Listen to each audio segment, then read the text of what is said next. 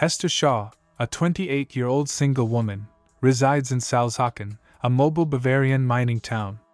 The affluent and immaculate residents of London cheer like it's a game as the much larger predatory city of London pursues the smaller town via the hunting grounds. Hester has her sights set on London's head of the Guild of Historians, Thaddeus Valentine, so she rushes to the front, waiting to be absorbed by London, while the other residents of the small town panic. A few moments later, Salzhaken is brought to London. After being sent by his boss, Chudley Pomeroy, to pick up some tech, a young apprentice historian named Tom Natsworthy meets with Catherine, Valentine's daughter, and they tour a small museum of old tech in London, which includes computers, toasters, smartphones, and other devices. In a short film, they witness how the 60-minute war's devastation was caused by a bioweapon known as Medusa. In order to spend a moment with Kate, the sly chief navigator Herbert Maliphant sends Tom to the lower level of London. However, Kate ends up traveling with Tom to his destination. Salzhaken residents are brought in for processing. Valentine steps down to take charge while a man from the small town is being attacked by one of the guards. Tom is able to see Hester approaching Valentine. He calls out to Valentine to warn him, but Valentine is swiftly stabbed by Hester. She tells Valentine that this is for her mother, Pandora, as she removes her scarf to reveal her facial scar. Tom stops her before she can murder Valentine and follows her to a waste chute. Just as Hester is ready to jump, Tom grabs her wrist. Before letting go of Tom and falling down the chute, she tells him to ask Valentine what he did to her mother and how he gave Hester her scar. Shortly after Valentine arrives, Tom begins to wonder what Hester meant to say. Valentine replies, telling Kate and the others that Tom fell in because he fought Hester by pushing Tom down the chute just before they arrived. Kate discovers that Bevis Pod, another man, witnessed the entire event. Tom and Hester are abandoned on the periphery of an unidentified place. Before leaving on her own, she picks up his pockets and takes his money and knife. Tom follows Hester when he wakes up, believing that they should stick together, but she doesn't want to talk to him. Valentine discusses his ideas for the future of London with Mayor Magnus Crome, but Crome is skeptical of Valentine's plans because London adheres to the municipal Darwinist ideology. Valentine then pays a visit to Dr. Twix, his top scientist, who is working on creating a weapon for Valentine. She also gives Valentine a suggestion on how to handle Hester.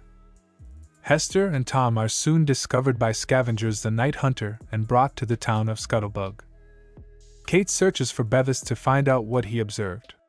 He is reluctant to tell Kate that he witnessed her father shove Tom down the chute because he knows it will land him in hot water, but he eventually gives in.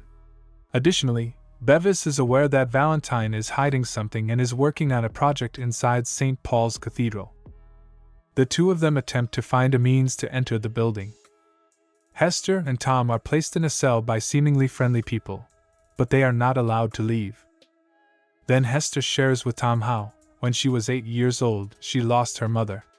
Up until the day that they both discovered something that Pandora knew Valentine desired for his own sinister intentions, Valentine was good friends with Pandora and had always shown Hester kindness. After a fight broke out over it, Valentine slashed Hester's face and stabbed Pandora in front of her when she attempted to save her mother. Hester managed to flee after Pandora gave her an eye-shaped necklace just before she passed away. Valentine travels to an offshore prison in search of Shrike, a creature with a past relationship to Hester that is a hybrid of a cyborg and a zombie. She broke a promise she made to him, and for that, he is furious and wants her dead. Valentine blows up the jail, allowing Shrike to escape and pursue Hester. Tom and Hester are taken to an auction in Russwater, where they will be bought and sold as slaves. When Hester is offered for sale, Anna Fong, a woman, enters and declares she will buy Hester. The auctioneer is aware that Anna is wanted by London as a fugitive with a bounty on her head, but after killing the auctioneer and several of his men, Anna sets Tom and Hester free. They board her plane, the Jenny Hanover, but Shrike notices them too. As Tom climbs the rope to the aircraft, he tries to get up and catch them. Hester is thrown a knife by Anna, who then throws it to Tom, allowing him to cut Shrike free. Anna tells Hester that she knew Pandora and has been looking for her ever since Pandora passed away as they take off for their next destination. Hester tells Tom how she came to know Shrike.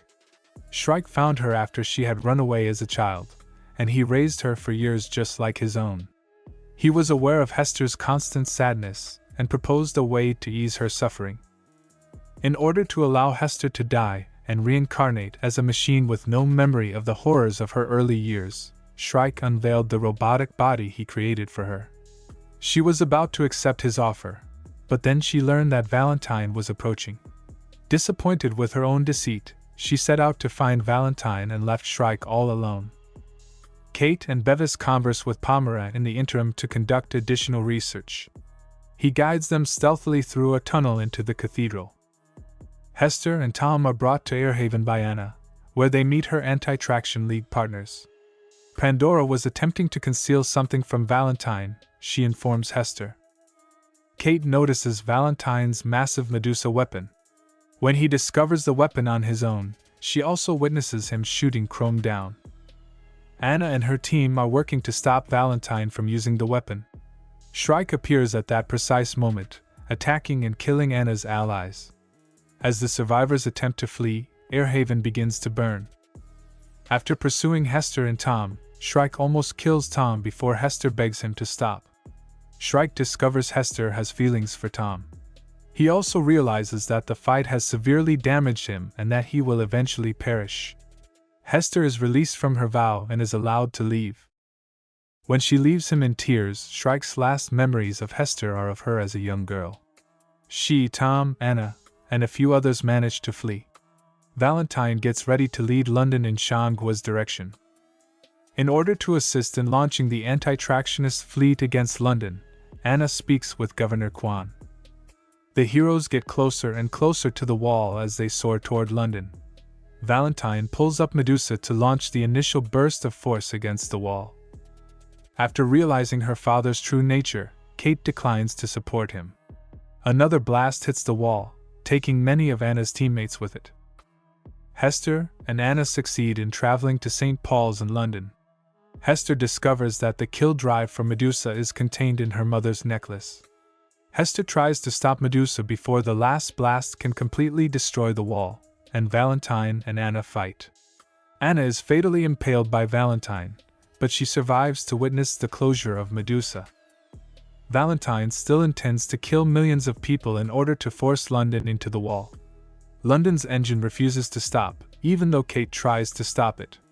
London slows down as Tom speeds Jenny Hanover toward the engine, destroying it.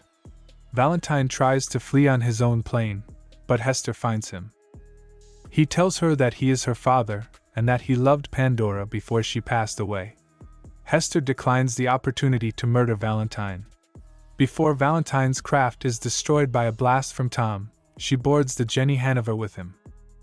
Valentine makes it through, but not before realizing that he is going to be crushed by London's tracks. When she sees this, Hester sighs and laughs triumphantly. Leading the Londoners to the summit of Shanghua's wall, Kate greets Quan calmly, and he grants them refuge. Hester and Tom share an embrace as the sun rises while they set out on a world tour aboard the Jenny Hanover.